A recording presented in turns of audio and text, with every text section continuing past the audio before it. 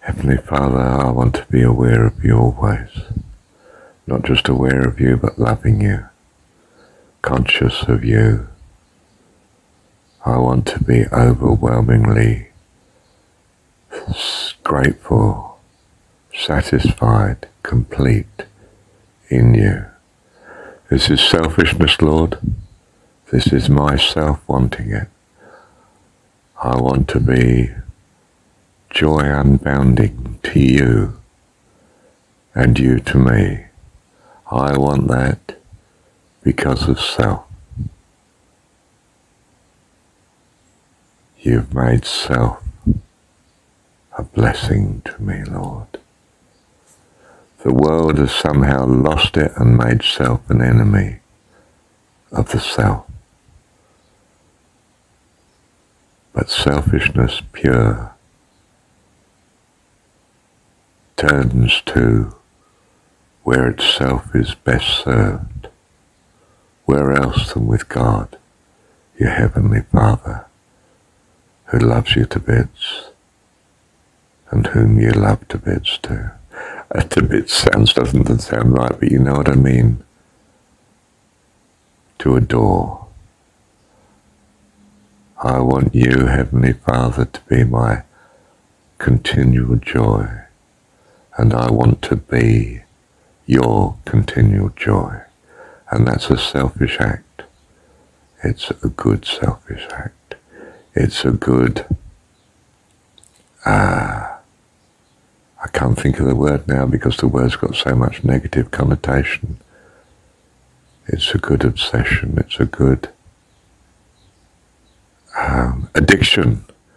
We take addiction as so bad, but I want an addiction that is so good and locked into an eternal joy of being with you, part of you, all that you value,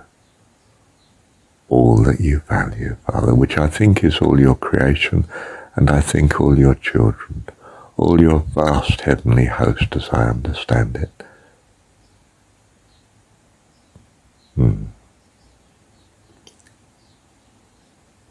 Thank you, Father. So what do we do? Well, we fill our life with thanks.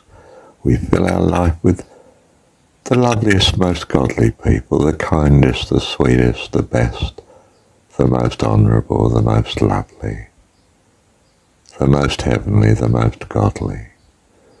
We fill out our activities with praise and worship and, all right, religious meetings and conversations that are of God and of testimonies and people chatting about how they see and what their spiritual life is, and God in their life and God in yours. We fill the day with worship, with thanks to Him, with songs of praise, carols, songs of joy, carols, that's what carols mean. Got a friend called Carol, a song of joy. Fancy calling a girl Carol. I think if I had another daughter, I'd have to call her Carol. I might well do that. Give me another daughter, Lord. No. Only if it's what you think's best, Lord. I'd be delighted to have another daughter. May I be delighted if you choose it's best not to. My desire is to love you and be grateful, be so thankful, so pleased with all that you do and all that you are. Yeah, I had an incredibly good childhood from about, briefly when I was 3, but from 5 onwards, mostly of Mum. Just to be with Mum was everything I wanted. Don't send me to school, I hate school. Don't want to be away from Mum. Don't want anything to come between Mum and me. And nothing did, of course. I mean, she could be chatting endlessly to her friend. I didn't mind that. Mum's happy and I'm with her. Might have been laying under her or massaging her feet while she was chatting to someone. I mean, I just devoted. And I felt she was devoted to me, of course, even if she was chatting endlessly to someone else, or doing her sewing, or whatever mums do, or whatever she did, I was doing it with her. Whether it was the washing, or the gardening, or the shopping, or the housework, or the cooking, or the washing up, or migraines. She used to get migraines. I'd come and share it with her. I'd lay in bed with her. If she's ill, I'm going to lay in bed with her. I'll be wanting her to get better and caring for her, getting her a drink if she needs it. I'm turning the fire off or on, or, closing the blinds more, or whatever she needed. Just loving being in attendance on Mum. Well, you might think that's a very peculiar upbringing. Perhaps it was. I'm incredibly grateful to God for it, and to Mum.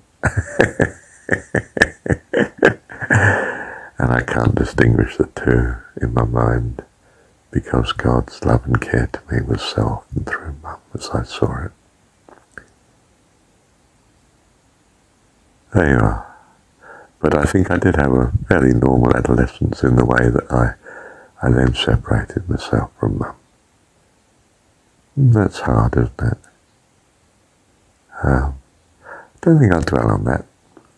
It's a necessary part of life, wasn't it? And it's a blessing now when I look back on it. And of course, a great experience when you step out into the world, isn't it? Whether it's chopping wood in the garden and you find you can do it and do something useful for the house, or whether it's just sitting up a tree, looking out across the neighbour's garden, getting a different view on life, or on the top of the roof of a building. Yeah. Thank you, Heavenly Father, for all your love and care of us in childhood and adolescence and the years that are behind us now. Thank you. We don't want to go through some of the difficulties again, but do so thank you, Lord, for what you have done in our lives. We just thank you and love you for your loving care, and it's a great selfishness that drives this thanks, we know. But it's a selfishness you've given us, a selfishness that contributes so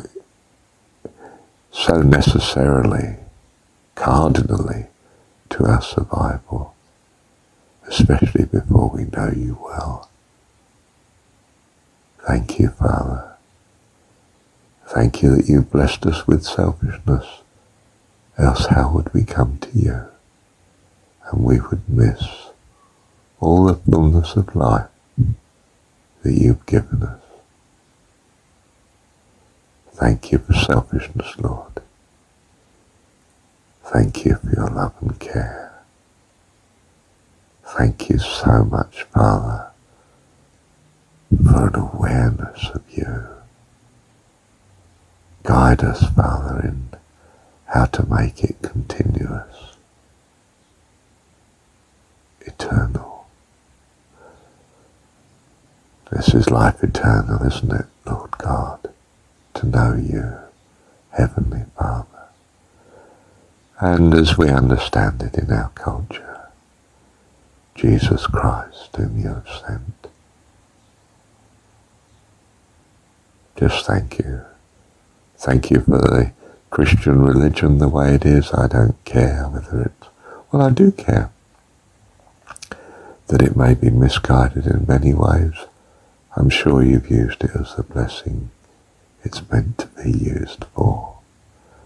And that even the misguidedness has unquestionably been the blessing in your hands. Love you, Lord. So I respect everyone's religion or view of Jesus,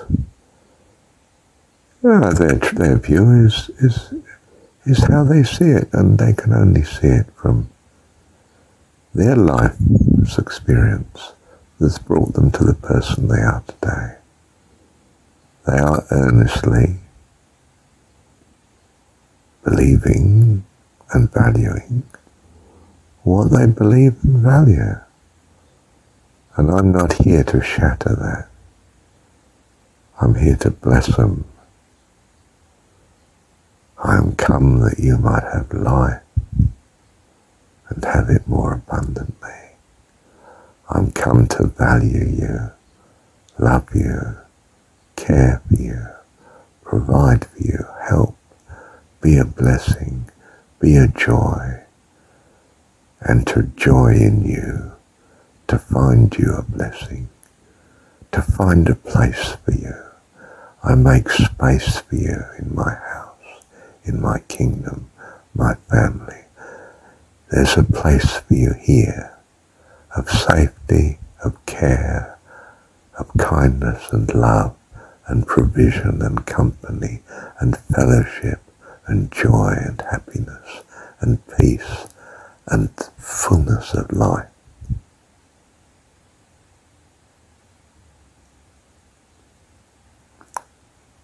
That's what you are, Heavenly Father. Such a blessing. May we be so like you in that regard.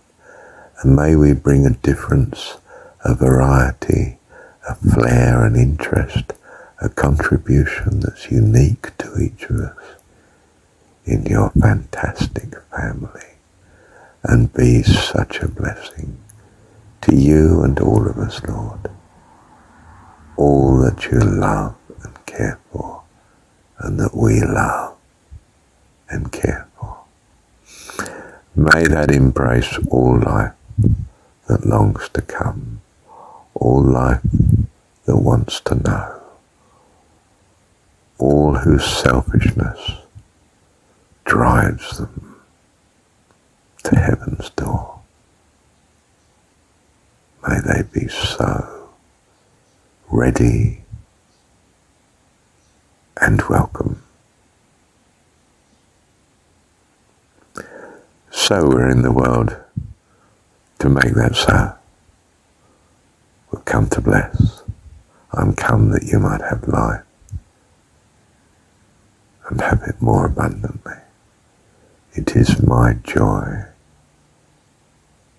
to bring you in to the kingdom of heaven, which is within you.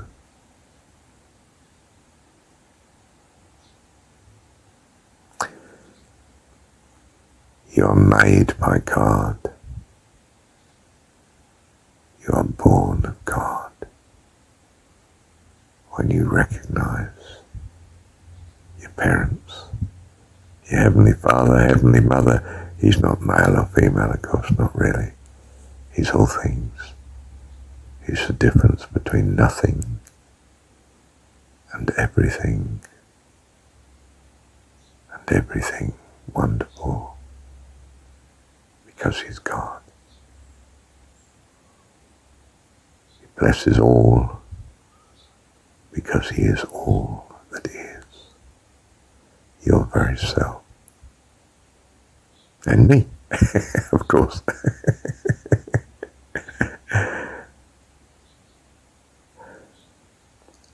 We have our separateness, our individuality, so that He's not alone, but has the joy of perfect company forever, because of course He is eternal. So we have to be eternal too. Welcome to life eternal. Do come in. Thank you, Heavenly Father.